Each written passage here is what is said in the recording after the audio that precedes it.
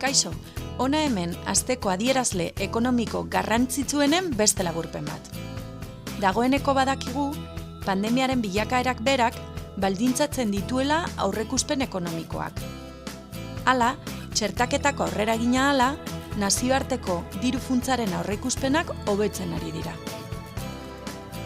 Sentimendu ekonomikoa aldartean neurtzen duen termometro modukoa da. Bada, uztailean maila altuenak lortu dira Europan. Gakoa industrian dago, itxaropen handiek baitaude horri dagokionez. Eta, erremate gisa, enpleguaren superraldia finkatu egin da, biztanleria aktiboaren inkestaren arabera. Estatuan, langabezia tasa txikiena duen erkidegoa izaten jarraitzen du Euskadik. Baina, gazteen arteko langabezia gainditu gabeko gaia da hemen ere. Aukera baten zain daude, lan bizitza abiaraziko duen etengailuaren zain.